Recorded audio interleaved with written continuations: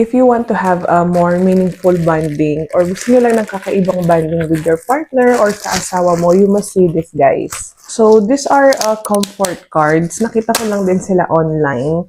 And mga questions sila to each other na parang mga heartfelt question, na mga serious question, ganyan, na mga hindi natin masabi talaga usually or madalas sa partner natin or hindi talaga natin kumbaga, hindi natin natatanong, never nating natatanong. So, with these cards, actually, hindi ko pa masyado lahat nakita dahil nga ngayon ko pa lang siya bubuksan. Pero based sa mga nakita ko online, mga questions sila regarding your relationship and all that. So, maganda siyang bonding kasi syempre parang nakaka-deep siya ng connection ninyong mag-partner, ganyan. Tapos, yung communication din ninyo. Kumbaga, mas maintindihan mo yung emotion, yung expression ng partner mo, bakit ganito siya. So, ngayon, open natin siya.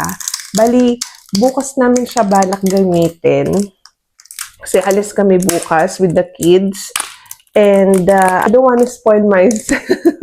So, titingin lang tayo ng mga ilang cards para meron tayong idea or para makita nyo. So, tignan natin kung ano yung mga nasa loob.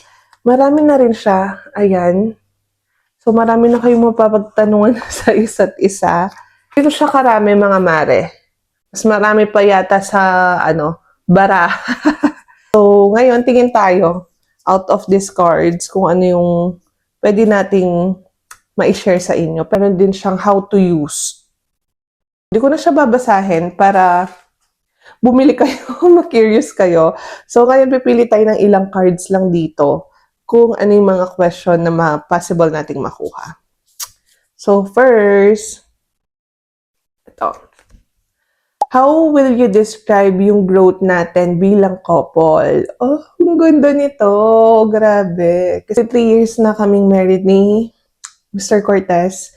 So, parang ang ganda niyang sagutin, di ba? As a married couple for 3 years, ano nga ba yung mga growth namin na bilang mag-asawa for 3 years? So, dito sa kabila, meron siyang message yung your growth as a couple is reflected on how you overcame challenges together. Ang bawat hakbang ay patunay ng dedikasyon sa isa't isa.